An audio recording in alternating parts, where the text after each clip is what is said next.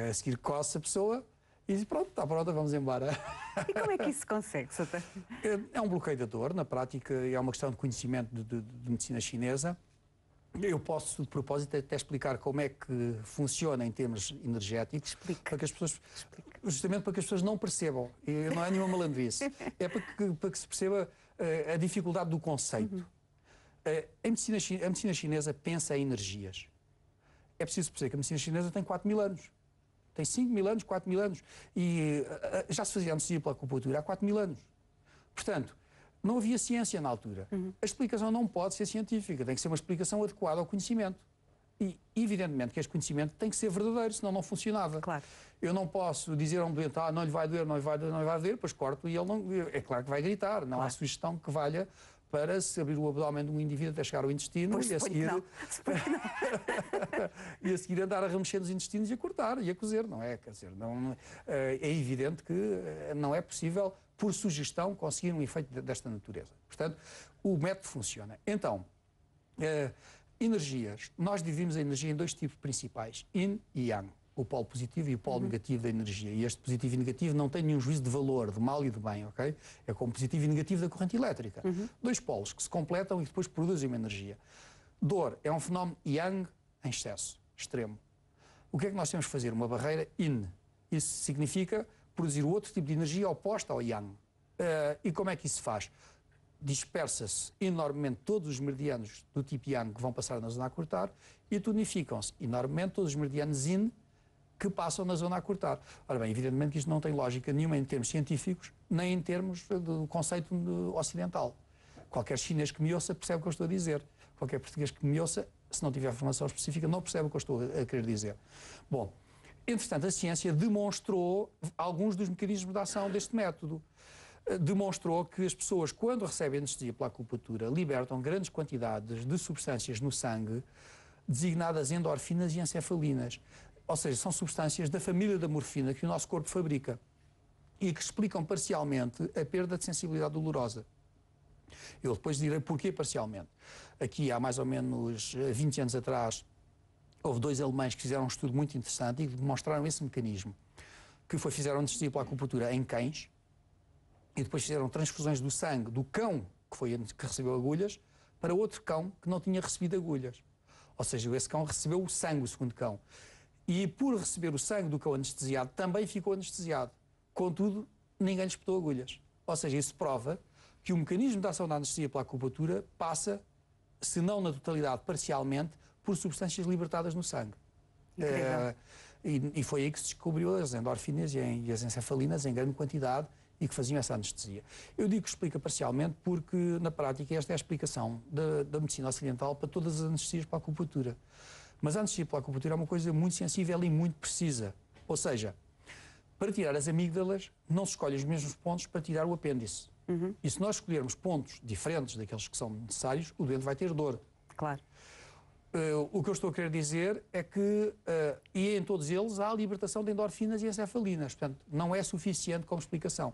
Há um outro mediador, provavelmente o nervo, o neurónio, e uma inibição a nível cerebral da dor. Penso que o que irá explicar estes fenómenos são as novas metodologias de imagem cerebral, como a ressonância magnética funcional e outros métodos de imagiologia recentes que estão a evoluir nesse sentido e que estão a demonstrar que, estimulando este e aquele ponto da acupuntura, no cérebro há certas zonas de receptores que modificam a sua bioquímica.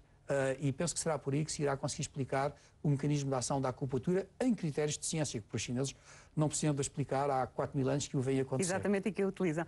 Soutor, não tenho imagens da anestesia, mas tenho imagens da acupuntura a funcionar para deixar de fumar. Vamos ver. Muito bem.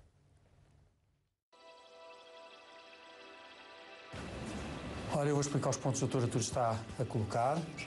Esse ponto chama-se Yin Tang, aumenta muito a coragem para cumprir tarefas difíceis.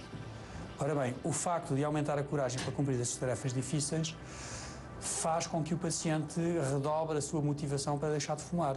E, ao mesmo tempo, ao tranquilizar, elimina o síndrome de privação. Diminui, porque dado uma das partes do síndrome de privação é justamente a ansiedade que daí pode advir. Aquele ponto chama-se Shanman, o que significa em chinês portas do mental.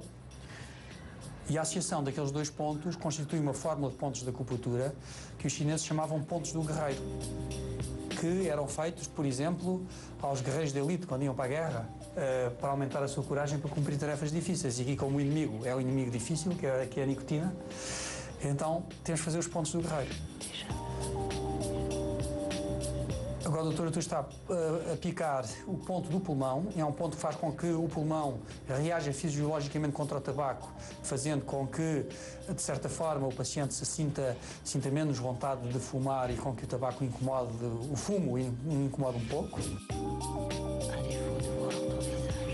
E agora vai fazer dois pontos que ficam situados no nariz e que são pontos específicos do síndrome de privação das drogas fumadas, nas quais se inclui claramente o tabaco e a nicotina. Também poderia ser feito no consumo, desde que fosse fumado, de outras drogas, como o ópio ou a heroína, ou desde que fossem fumadas, claro. É um ponto especial para inibir o síndrome de privação das drogas fumadas.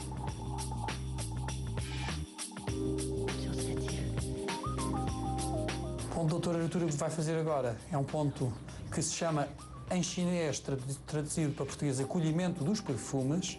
É um ponto que aumenta muito os cheiros, a intensidade dos cheiros. E faz com que o paciente tenha alguma rejeição pelo tabaco e pelos cheiros muito fortes. Pode acontecer também que o incomode certos cheiros, como cheiros de tintas e poluição, mas é difícil de evitar essa parte e fazer com que o paciente só tenha abominação pelo tabaco. É mais um ponto da privação específica da nicotina que vai ser feito agora. É o número 8 do meridiano da vesícula biliar. São pontos que estimulam terminações nervosas. E agora na mão vão ser feitos dois pontos. O Shanman da mão, que é o ponto correspondente ao ponto que foi feito na orelha, Shanman, porta do mental. É um ponto muito tranquilizante, ansiolítico, antidepressivo, anti-stress. E o segundo ponto que vai ser feito agora, que se chama Neiguan, é um ponto que faz também um efeito muito importante sobre o mental. Portanto, é um equilibrador do mental.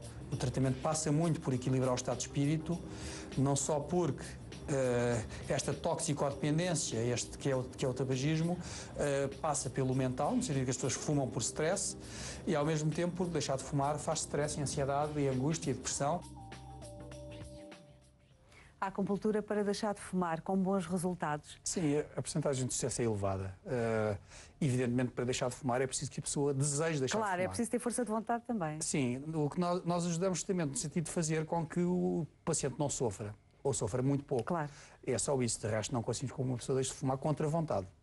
Eu digo isso porque há pessoas que vêm à nossa procura de género, lá em casa um dos dois do casal fuma e depois o outro diz, olha, por favor, ponham lá umas agonias para ele não fumar. Isso não funciona. Claro. Ou seja, é preciso que a pessoa deseje deixar de fumar. Claro. Fumar é um ato voluntário. Exatamente. Doutor, eu espero que tenha gostado. Eu gostei muito de conversar consigo. Eu ficava aqui eternamente, o resto da tarde a conversar. Foi um prazer conhecê-lo e receber todas essas indicações. Obrigado. Muito obrigada, doutor. Quanto assim já sabe, na próxima sexta-feira eu voltarei a estar aqui com um novo convidado e conto consigo. É desse lado. Até lá.